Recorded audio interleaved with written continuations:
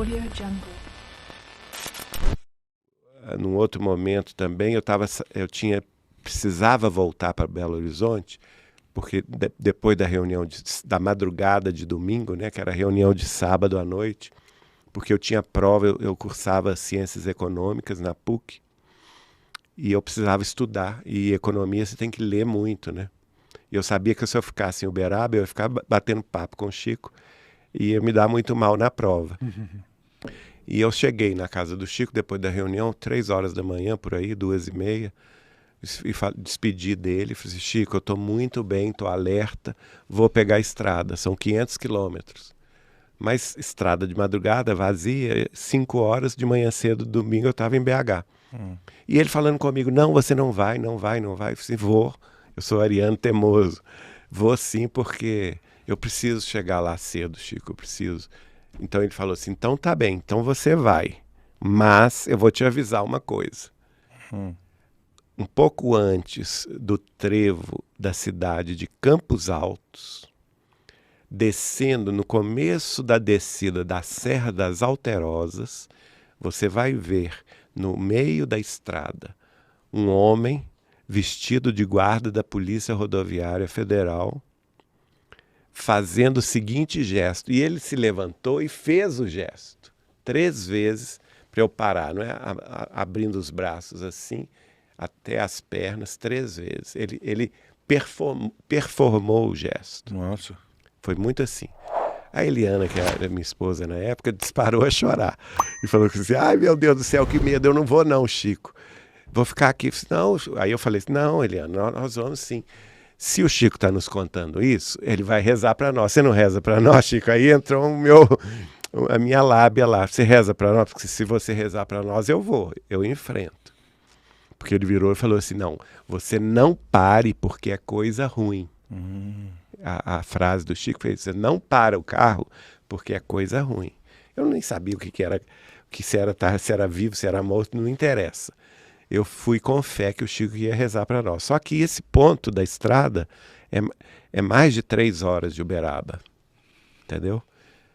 Talvez 2h30 de Uberaba, mais ou menos assim. Então a gente tinha até esquecido. Mas lá pelas tantas, quando eu vi a placa Campos Altos a 5 quilômetros, eu lembrei. De, nossa, é aqui que o Chico... Você vai descendo assim, tem o trevo da cidade que você entra à direita.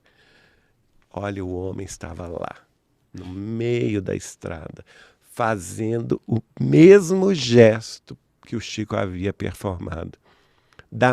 3 vezes o mesmo gesto para eu parar o carro. E eu simplesmente fingi que ia parar. Ele saiu do meio da estrada e veio. Quando ele saiu da frente do carro, eu pisei no acelerador e fui embora. E não parei. Sim. Não é? Caramba. Como que você vai explicar uma coisa dessa? Que poder mental ou espiritual Chico tinha? Eu não sei te responder. Mas ele previu exatamente um fato que aconteceu horas depois. Em detalhes. Exatamente. Exatamente. Mas aí a minha pergunta filosófica que fica é essa, né?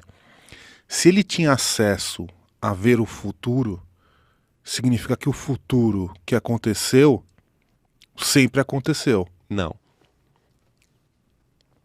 É assim, Kardec explica bem isso nesse último livro dele, que aliás tem, assim, o livro chama-se A Gênese, os Milagres e as Profecias, segundo o Espiritismo. Entendeu?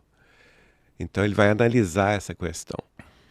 É o capítulo 16, que é a teoria da presciência, que ele diz o seguinte, a capacidade de ver o futuro tem a ver com a elevação do espírito.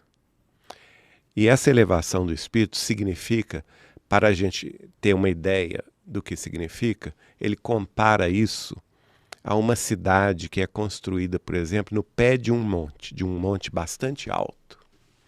Quem está no região da cidade só consegue ver as ruas próximas, os prédios próximos e as casas vizinhas. Não consegue ver além disso. Mas quem sobe a montanha e sobe lá no cume da montanha, tem capacidade de ver a cidade lá embaixo, tem capacidade de ver as cidades vizinhas, tem capacidade de ver que lá, a mais de 50 quilômetros de distância, está despejando uma tempestade, que essa tempestade vai encher o rio e que esse rio vai transbordar na cidade e vai inundar a cidade. E ele conta também outra história. Tem uma estrada ao pé da montanha, naquela época era carruagem, né? Mas hoje a gente fala o carro. E que o carro tá transitando naquela estrada. Mas depois da curva, quem está lá em cima está vendo que tem um buraco naquela estrada. Então ele é capaz de avisar o motorista pelo celular, né? Hoje, atualizando a conversa, avisa o motorista pelo celular que o carro vai cair no buraco se ele continuar na estrada, né? Porque ele está vendo que lá à frente tem um buraco. Agora, cabe ao motorista do carro aceitar o aviso ou não. Então, a função da profecia não é que vai acontecer o futuro, mas é para que a gente não caia nos buracos, para que a gente tenha a inteligência suficiente de evitar o desastre. Ou então, no caso do rio que vai se encher, que vai se transformar numa enchente, a gente tem a capacidade de se preparar para a enchente. Entende? É por aí.